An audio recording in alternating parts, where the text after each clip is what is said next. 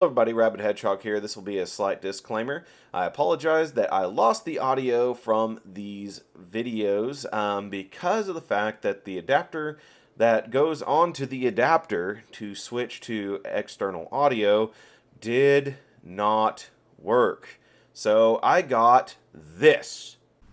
What's up, everybody? This is the Rabid Hedgehog. When I was expecting nice clear audio. So please bear with me. I'm going to do a voiceover on these particular ones, but I did ride these motorcycles and I want to share with you my thoughts. So anyway, let's roll the opening and let's get to that review.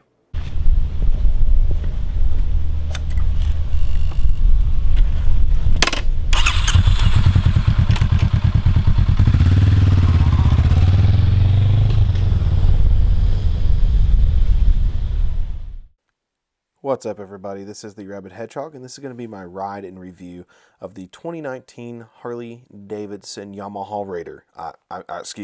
Harley-Davidson Sport Glide. All jokes aside, technically Yamaha copied Harley's looks first, not the other way around, because every Japanese manufacturer wanted to do the American standard in cruising.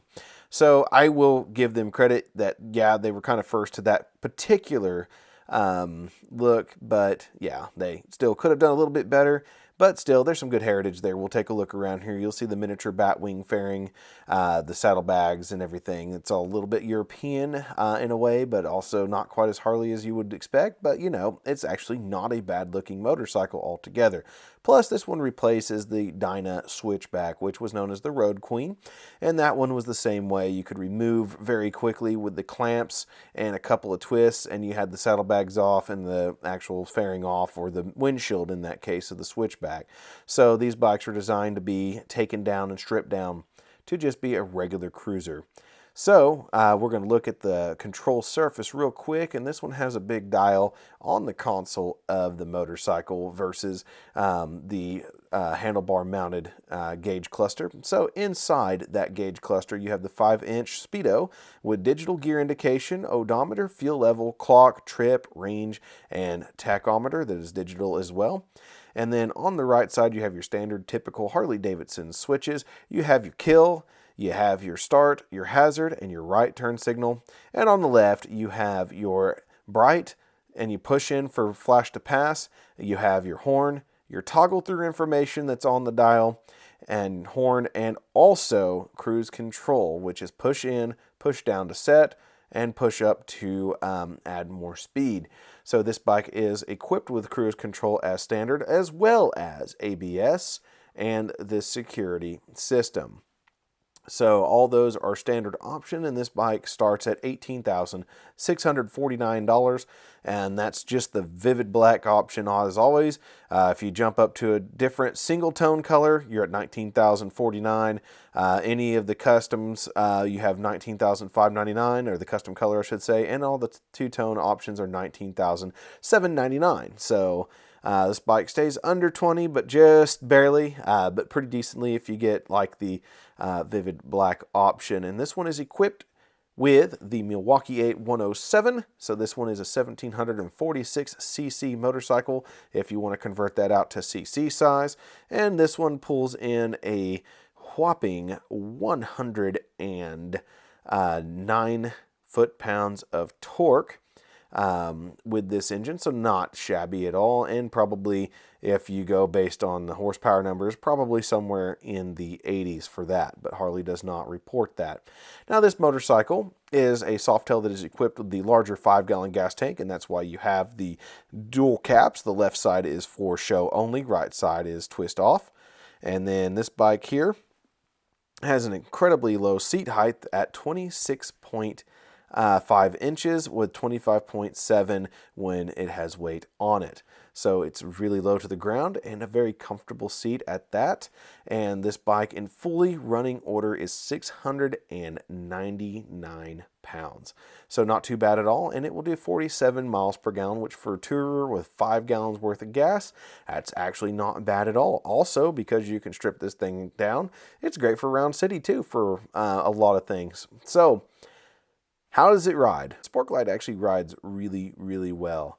You sit down into the bike, your legs are out in front of you, and you sit kind of with your arms straight down and straight out, fists in the wind. Handlebars do come back ever so slightly to you for the ergonomics, and it relaxes your wrists, and it's very, very comfortable seating position on this bike. So it will allow you to ride on a very long term trip, which is awesome.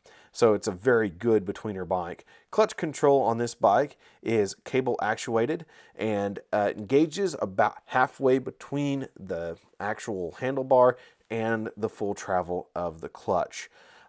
This bike does have, as we mentioned, ABS brakes, and they work very, very well, both back and front. And if you use them separately as well, in case there's an emergency or something that you can't use one brake or the other, this will slow you down no matter which brake you're using. So very good braking. It does have a 6-speed transmission. That transmission is actually a very good transmission as well. Harley-Davidson transmissions are known to be kind of agricultural and very clunky, but it's not bad. It's still very smooth shifting. You just basically feel every gear you're hitting, which is good, and very, very easy to use transmission. Tells you where you are basically at all times. So very well laid out motorcycle. I would prefer that they did put the gauge somewhere else because I'm not a console fan, but that's no big gripe. It really is a sweet looking motorcycle and a very good riding bike. The suspension on it is monoshock in the rear that is preload adjustable, and it has the inverted fork similar to the FXDR and also the Fat Bob in the Softail line. But it does have a different wheel setup. It is more of the touring style, smaller wheels. So 130, 70, 18s on the front, and 180, 70, 16s on the rear. Turning on this motorcycle is actually very good. It very much well turns very, very easily. And, you know, you don't touch down pegs as fast as you may think on some of these bigger bikes like this.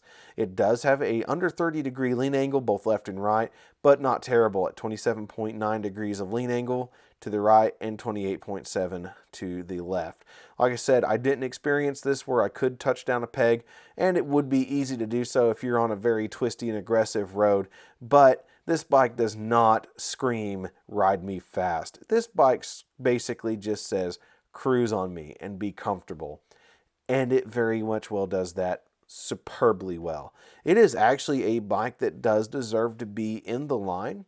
I know that the Heritage Softail is not very far away from this bike, and it does have a little bit more wind protection, but this bike does have a place because it's convertible. It's one that you buy and you don't have to buy the additional saddlebags that you can instantly take off, and you don't have to buy the windshield that you can just take off. And you can actually adjust the windshield height. There are windshields that you can purchase that make it bigger.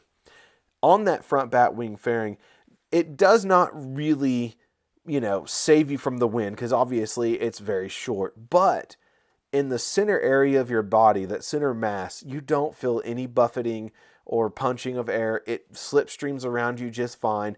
The air where I sit at meets me pretty much right under the helmet chin. So you feel airflow going right by your helmet. And really, the way it's designed, I don't actually feel any weird buffeting at the top of the helmet or anything. It actually seems to just slipstream nicely by me. But it doesn't have all the wind protection in the world. But that's fine. I mean, it is enough to back off a lot of the rider fatigue that you get from being jostled by the wind and everything. And it's not a heavy fairing like a street glide that may cause the wind effect on your handlebars to make you turn a little bit more, or compensate, I should say. So that's actually not bad. I mean, I really do like this bike, and it's a bike I would definitely recommend for people because it can do that. It can be both bikes. It can be the bike that you can climb on in the morning, go to work, and then come back that afternoon, throw your bags and your little fairing back on it, and leave and go across the country if you wanted to. That's what this is designed for, and it does that very, very well. And when it comes to the pricing, it's actually not too far out of anything that's in its class, basically. And you do get the nicety of cruise control, which is super simple to use. And basically, you just turn it on by pressing that left side in, push down, it comes on. If you need to cancel it out, you slightly tap the brakes, either front, back, or pull in the clutch, and it will shut it down for you, or you can turn it off by pressing it in. But that system works really, really well. And like I said, this bike is not going to tear you apart going down the road. It is super soft, super easy to ride. The seat was fantastic. Did not give my rear end or any fatigue at all. Didn't dig into my legs any weird way. The tank, you can hug it just fine. You can do turns like this perfectly. You can just dive in, and it's fantastic all around. So when it comes to the Sport Glide, it rides like a Harley-Davidson. It's hard to go into a long review because so many Harleys ride fairly similar. So it rides similar to the Heritage. It rides similar to, the Fat Bob. It rides very similar to those motorcycles with, varying degree of lean angle change due to the wheel setups and stuff like that. But it rides good. It's great for everything. You can take it on that long tour. There's plenty of accessories, of course, that you can use to modify it. Yes, they're going to get costly, but the only big gripe is that the saddlebags are a little small. They're clamshell versus your standard Harley-Davidson open from tops saddlebags, but that's not all that bad. You can still figure some stuff out, get it going, get a good trip out of it, and enjoy the bike for a long time to come, and enjoy the way it looks. I mean, you can change it up if you want to, saddlebags, no windscreen, or, take the everything off and just be a bare cruiser, or, you can sit there and just take the saddlebags off, keep the windscreen on. I mean, you have so many different little options you can play with, make it kind of your own thing when you're riding around town, and enjoy this motorcycle in any trip fashion that you go with. So yes, this definitely is a recommended motorcycle. Yeah, sure, it is a smidge pricey, but let's be honest, it actually is within line of a lot of other bikes in its class, such as the Indian Vintage and stuff like that. There's several bikes like this that are out there, and this one does perform very, very well. That if you're looking for a bike that's great for everything you're looking to do, you want a tour and you want a boulevard cruiser, this is it. This is really a really good place to go with it. At any rate, this is the Rabid Hedgehog. If you have any more questions about the Harley-Davidson Sport Glide 2019 model, please let me know in the comments below, and I'll be happy to get back with you. So we'll catch you on that next review, and y'all, ride safe. Thank you for watching. Be sure to like, subscribe, and comment below. And check out my stores at TeeSpring and TeePublic. Catch you on that flip side.